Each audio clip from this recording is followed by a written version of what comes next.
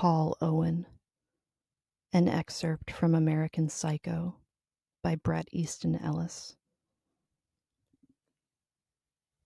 I screened calls all morning long in my apartment, taking none of them, glaring tiredly at a cordless phone while sipping cup after cup of decaf herbal tea.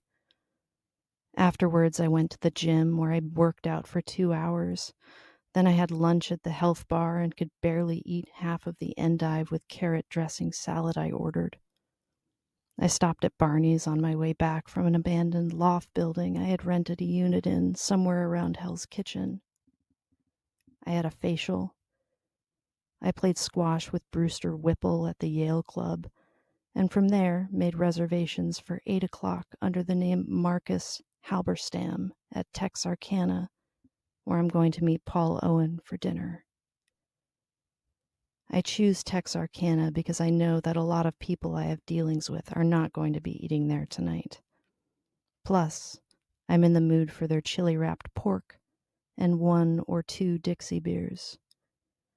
It's June and I'm wearing a 2-button linen suit, a cotton shirt, a silk tie, and leather wingtips, all by Armani. Outside Texarkana, a cheerful black bum motions for me, explaining he's Bob Hope's younger brother. No Hope. He holds out a styrofoam coffee cup. I think this is funny, so I give him a quarter. I'm 20 minutes late. From an open window on 10th Street, I can hear the last strains of A Day in the Life by the Beatles. The bar in Texarkana is empty, and in the dining area, only 4 or 5 tables have people at them. Owen is at a booth in the back, complaining bitterly to the waiter, grilling him, demanding to know the exact reason why they are out of the crawfish gumbo tonight. The waiter, a not bad-looking faggot, is at a loss and helplessly lisps an excuse. Owen is in no mood for pleasantries, but then neither am I. As I sit down, the waiter apologizes once more and then takes my drink order. J&B, straight, I stress, and a Dixie beer. He smiles while writing this down. The bastard even bats his eyelashes, and when I'm about to warn him not to attempt small talk with me, Owen barks out his drink order. Double absolute martini, and the ferry splits. This is really a beehive of, activity, Halberstam, Owen says, gesturing toward the near-empty room. This place is hot. Very hot. Listen, the mud soup and charcoal arugula are outrageous here, I tell him. Yeah, well, he grumbles, staring into his martini glass. You're late. Hey, I'm a child of divorce. Give me a break, I say, shrugging, thinking, oh, Halberstam, you are an asshole. And then after I've studied the menu, I see they've omitted the pork loin with lime jello. Owen is wearing a double-breasted silk and linen suit, a cotton shirt and a silk tie, all by Joseph Aboud, and his tan is impeccable. But he's out of it tonight, surprisingly untalkative, and his dourness drizzles over my jovial, expectant mood, dampening it considerably. And I have suddenly resorted to making comments such as, "Is that Ivana Trump over there?" Then laughing. Geez, Marcus, what are you thinking? Why would Ivana be at Texarkana? But this doesn't make dinner any less monotonous. It doesn't help lessen the fact that Paul Owen is exactly my age, 27, or make this whole thing any less disconcerting to me. What I've mistaken at first for pomposity on Owen's part is actually just drunkenness. When I press for information about the Fisher account, he offers useless statistical data that I already knew about. How Rothschild was originally handling the account, how Owen came to acquire it. And though I had Jean gather this information from my files months ago, I keep nodding, pretending that this primitive info is revelatory and saying things like, "This is enlightening," while at the same time telling him, "I'm utterly insane, and I like to dissect girls." Every time I attempt to steer the conversation back to the mysterious Fisher account, he infuriatingly changes the topic back to either tanning salons or brands of cigars or certain health clubs or the best places to jog in Manhattan, and he keeps guffawing, which I find totally upsetting. I'm drinking Southern beer for the first part of the meal, pre-entree, post-appetizer, then switch to Diet Pepsi midway through since I need to stay slightly sober. I'm about to tell Owen that Cecilia, Marcus Halberstam's girlfriend, has 2 vaginas and that we plan to wed next spring in East Hampton, but he interrupts. "I'm feeling slightly mellow," he admits, drunkenly squeezing a lime onto the table, completely missing his beer mug. "Uh-huh." I dip a stick of jicama sparingly into a rhubarb mustard sauce, pretending to ignore him. He's so drunk by the time dinner is over that I, 1, make him pay the check, which comes to $250. 2, make him admit what a dumb son of a bitch he really is. And 3, get him back to my place, where he makes himself another drink. He actually opens a bottle of Acacia I thought I had hidden with a Mulazzoni sterling silver wine opener that Peter Radloff bought me after we completed the Heatherberg deal. In my bathroom, I take out the axe I'd stashed in the shower, pop 2 5-milligram Valium, washing them down with a tumbler full of plaques, and then I move into the foyer, where I put on a cheap raincoat I picked up at Brooks Brothers on Wednesday and move toward Owen, who is bent over near the stereo system in the living room, looking through my CD collection. All the lights in the apartment are on, the Venetian blinds closed. He straightens up and walks slowly backward, sipping from his wine glass, taking in the apartment, until he seats himself in a white aluminum folding chair I bought at the Conran Memorial Day sale weeks ago. And finally, he notices the newspapers. Copies of USA Today and W and the New York Times spread out beneath him, covering the floor to protect the polished, white-stained oak from his blood. I move toward him with the axe in one hand, and with my other, I button up the raincoat. "Hey, Halberstam," he asks, managing to slur both words. "Yes, Owen?" I say, drawing near. "Why are there, copies of the style section all over the place?" he asks tiredly. "Do you have a dog? A chow or something?" "No, Owen." I move slowly around the chair until I'm facing him, standing directly in his line of vision, and he's so drunk he can't even focus in on the axe. He doesn't even notice once I've raised it above my head, or when I change my mind and lower it to my waist, almost holding it as if it's a baseball bat, and I'm about to swing at an oncoming ball, which happens to be Owen's head. Owen pauses, then says, "Anyway, I used to hate Iggy Pop, but now that he's so commercial, I like him a lot better than..." The axe hits him mid-sentence, straight in the face, its thick blade chopping sideways into his open mouth, shutting him up.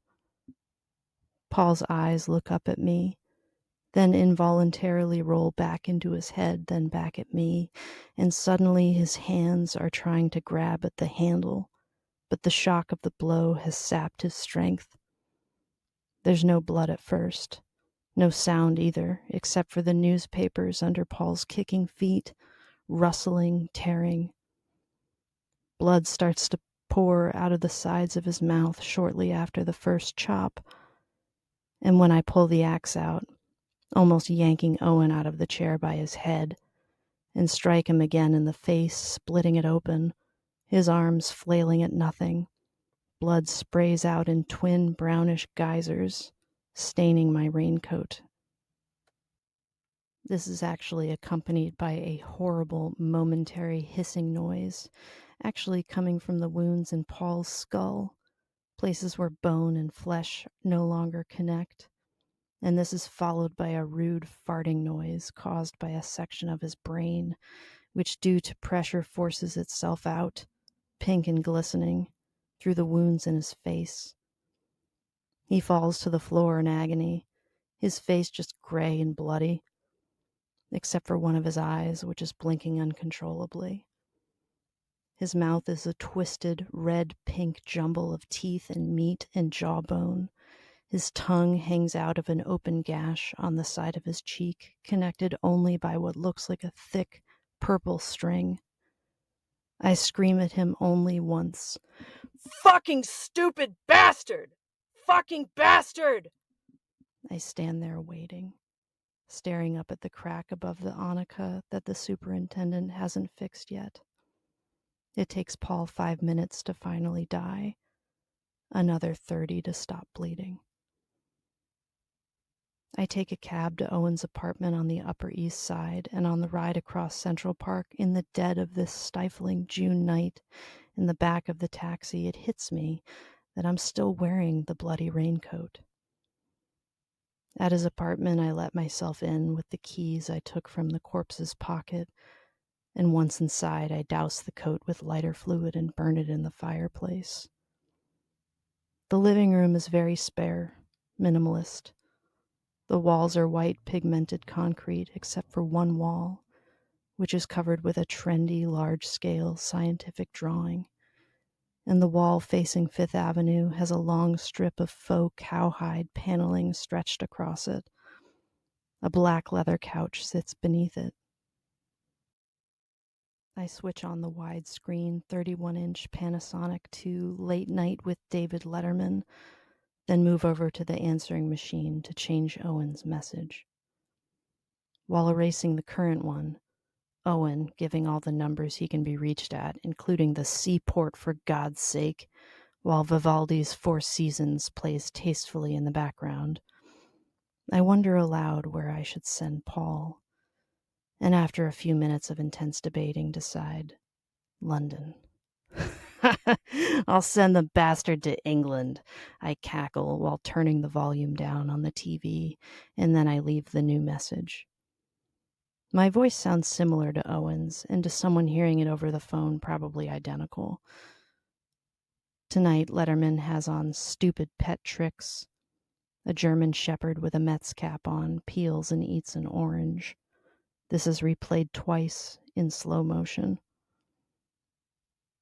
Into a hand-constructed bridal leather suitcase with a khaki-colored canvas cover, extra heavy cap corners, gold straps and locks by Ralph Lauren, I pack a wool 6-button double-breasted peak label chalk-striped suit and one wool flannel navy suit, both from Brooks Brothers, along with a Mitsubishi rechargeable electric shaver, a silver-plated shoehorn from Barney's, a Tag Heuer sports watch, a black leather Prada currency holder, a sharp handy copier, a sharp dial master, his passport in its own black leather passport case, and a Panasonic portable hairdryer.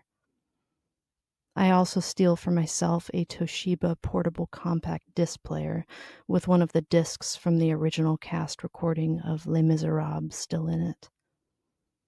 The bathroom is done completely in white except for the Dalmatian spot wallpaper covering one wall. I throw any toiletry articles I might have missed into a plastic hefty bag. Back at my apartment, his body is already in rigor mortis. And after wrapping it up in 4 cheap terry cloth towels I also bought at the Conran's Memorial Day sale, I place Owen head first and fully dressed into a Canalino goose-down sleeping bag, which I zip up, then drag easily into the elevator, then through the lobby, past the doorman, down the block, where briefly I run into Arthur Crystal and Kitty Martin, who've just had dinner at Café Luxembourg. Luckily, Kitty Martin is supposed to be dating Craig McDermott, who is in Houston for the night, so they don't linger, even though Crystal, the rude bastard, asks me what the general rules of wearing a white dinner jacket are. After answering him curtly, I hail a taxi, effortlessly managing to swing the sleeping bag into the back seat, hop in, and give the driver the address of Hell's Kitchen. Once there, I carry the body up 4 flights of stairs until we're at the unit I own in the abandoned building, and I place Owen's body into an oversized porcelain tub, strip off his Abood suit, and after wetting the corpse down, pour 2 bags of lime over it. Later, around 2, in bed, I'm unable to sleep. Evelyn catches me on call waiting while I'm listening to messages on 976 twat and watching a tape on the VCR of this morning's Patty Winters show, which is about deformed people. Patrick? Evelyn asks. I pause, then in a dull monotone calmly announce, "You have reached Patrick Bateman's number. He is unable to come to the phone right now, so please leave a message after the tone." I pause, then add, "Have a nice day." I pause again, praying to God that she bought it, before emitting a pitiful beep. "Oh, stop it, Patrick," she says irritably. "I know it's you. What in God's name do you think you're doing?" I hold the phone out in front of me and then drop it on the floor and bang it against the nightstand. I keep pressing some of the numbers down, hoping that when I lift the receiver up to my ear, I'll be greeted by a dial tone. "Hello? Hello?" I say. "Is anyone there? Yes?" "Oh, for God's sake, stop it. Just stop it," Evelyn wails. "Hi, Evelyn," I say, my face twisted into a grimace. "Where have you been tonight?" she asks. "I thought we were supposed to have dinner. I thought we had reservations at Raw Space." "No, Evelyn," I sigh, suddenly very tired. "We didn't. Why would you think that?" "I thought I had it written down," she whines. "I thought my secretary had written it down for me." "Well, one of you was wrong," I say, rewinding the tape by remote control from my bed. "Raw Space? Jesus! You are insane." "Honey," she pouts, "where were you tonight? I hope you didn't go to Raw Space without me." "Oh my God," I moan. "I had to rent some videotapes. I had to return some videos." "What else did you do?" she asks, still whining. "Well, I ran into Arthur Crystal and Kitty Martin," I say. "They just had dinner at Cafe Luxembourg." "Oh, really?" Chillingly, her interest perks up. "What was Kitty wearing?" An off-the-shoulder ball gown with velvet bodice and a floral patterned lace skirt by Laura Marilakis, I think." "And Arthur?" "Same thing." "Oh, Mr. Bateman," she giggles. "I adore your sense of humor." "Listen, it's late. I'm tired." I fake a yawn. "Did I wake you?" she asks worriedly. "I hope I didn't wake you." "Yes," I say, "you did, but I took your call, so it's my fault, not yours." "Dinner, honey? Tomorrow?" she asks, coyly expecting an affirmative response. "I can't. Work." "You practically own that damn company," she moans. "What work? What work do you do? I don't understand."